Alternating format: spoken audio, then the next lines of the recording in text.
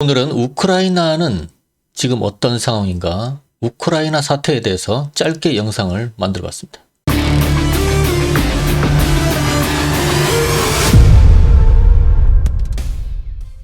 우크라이나 사태는 지금 무엇을 시사하는가?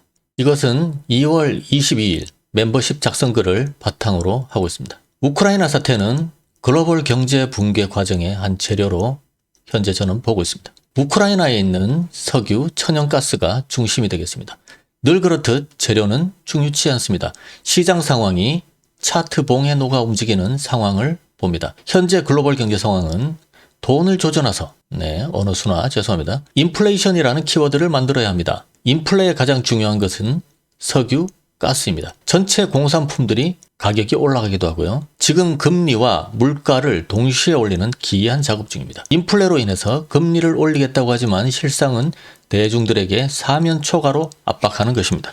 현금이 없다. 지금 대중은 현금이 없습니다.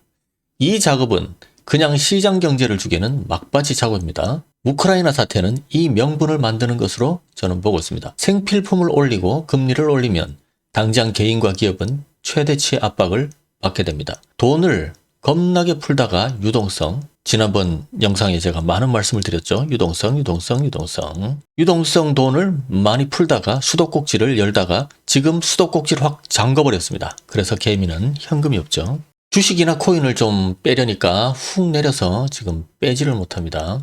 그러면 지금 있는 현상들을 뉴스 지명과 함께 설명드리겠습니다. 현재 주식으로의 어떤 문제점, 서학개미의 손실 비명입니다. 서학개미 12조 손실 비명, 미증식 바닥 밑에 바닥 밑에 지하, 밤마다 악몽을 꾼다. 증시 추락 쇼크, 미국 증시 새해 들어 연일 폭락장, 이런 기사들입니다. 그리고 영끌한 집은 뚝, 주식은 마이너스, 연봉 날아갔다, 직장인 절규.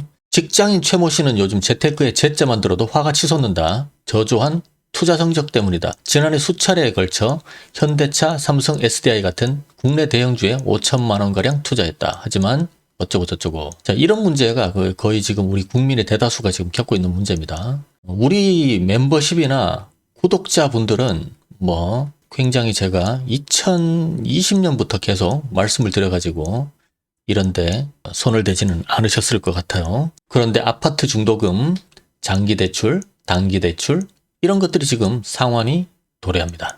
이자가 올라가니까 부담이 이중고가 되고 있습니다. 집값 하락의 이중부담, 이자 부담, 이중고, 잠 못 드는 영끌족, 서울 아파트 가격 3주 연속 내림세 이어가, 어쩌고 저쩌고. 그래서 지금 영끌의 가장 큰 피해자가 경제약자들입니다. 경제약자들. 제가 경제약자들을 두 부류로 보고 있는데, 한 부류가 젊은 층입니다.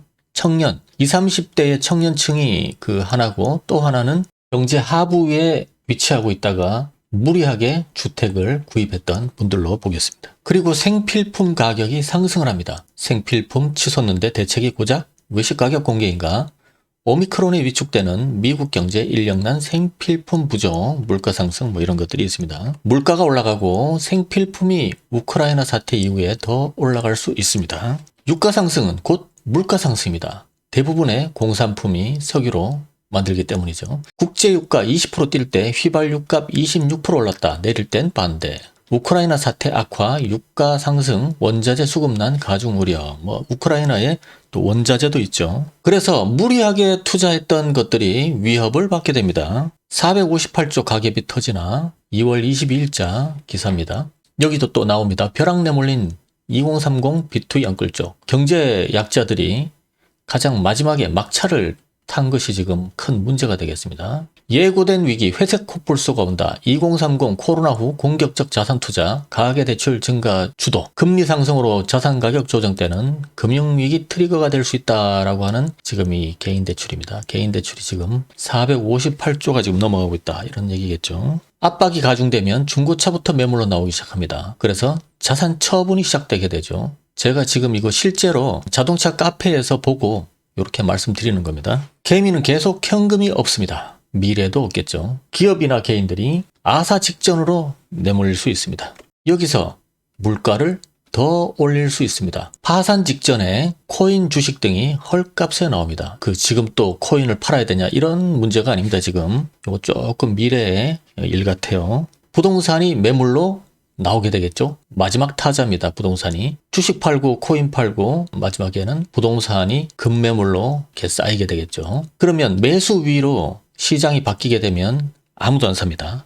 부동산. 제가 지금 어느 정도로 이것을 보고 있냐면 지난번에도 말씀을 수백 차례를 드렸겠지만 IMF 때 강남에 금싸라기 땅이 새 토막 났는데 아무도 안 샀다는 얘기입니다. 그런데 이번에 오는 경제 붕괴는 이걸 능가하리라 저는 보고 있습니다. 결국 현금이 돌지 않으면 다 파산하겠죠. 나는 여기서 받아서 어딘가에 줘야 되는 이런 형태는 누구나 다 가지고 있습니다. 특히 여기가 중소기업이 가장 취약하겠죠. 중소기업, 소상공인 상당히 문제가 심각해질 수 있습니다. 그래서 적당히 올리다가 죽여놓고 다시 금리를 내릴 가능성은 매우 높습니다. 그리고 계속 내립니다. 그래서 결국 저는 이것을 마이너스 금리까지 내다보고 있는데 이것은 자산시장이 실제로 암호화폐로 건너가는 그런 과도기적 단계를 반드시 마이너스 금리가 있고 난 이유로 저는 보고 있습니다. 악마들은 모든 자산들을 개미들에게 털고 사라질 겁니다. 이 말씀은 무엇이냐? 그동안 모든 자산을 다 올렸습니다. 자, 주식, 코인, 부동산뿐만이 아니고 원자재, 식량 다 올렸습니다. 눈에 보이는 모든 물질, 눈에 보이는 물질은 다 올렸습니다. 다 올렸기 때문에 이것들을 지금 총체적으로 이 모든 지구의 모든 것을 지금 악마들이 개미들에게 매도를 하고 있는 중입니다. 이거를 잘 아셔야 됩니다. 그래서 지금 악마 수중에서 개미 수중으로 손바뀜이 지금 거대하게 일어나고 있죠. 자, 털고 있습니다. 그래서 그들은 털고 사라질 겁니다. 결과겠죠. 그동안 글로벌 경제에 재료들이 쏟아집니다. 그동안이라는 건 악마들이 털고 계속 자산시장의 하락이 있을 그동안 글로벌 경제의 재료들이 쏟아질 거라는 얘기죠. 그런데 그 재료는 그냥 손바닥 뒤집기입니다. 너무 연연하지 마세요. 이번에 우크라이나 사태도 마찬가지입니다. 자, 이런 사례를 한번 가상으로 꾸며봤습니다. 나스닥이나 한국 시장이 내렸어요. 그러면 우크라이나 침공으로 주식이 내렸습니다. 이 지랄을 하겠죠. 협상 가능성으로 올랐습니다. 다음날 또 이렇게 얘기하겠죠. 또 내리면 협상 불발로 내렸습니다. 다시 오르면 미국이 중지하면서 올랐습니다. 전문 바보들은 매일 뒷북치면서 재료를 해석하는 뒷북쟁이들이죠. 이것은 SEC도 마찬가지입니다. 그래서 저한테 우크라이나 사태가 작가님은 어떻게 보세요? SEC는 어떻게 보세요? 이렇게 질문을 안 하셔도 됩니다. 결국 우크라이나발 사태는 경제 붕괴를 만드는 인위적인 작전 재료에 불과합니다.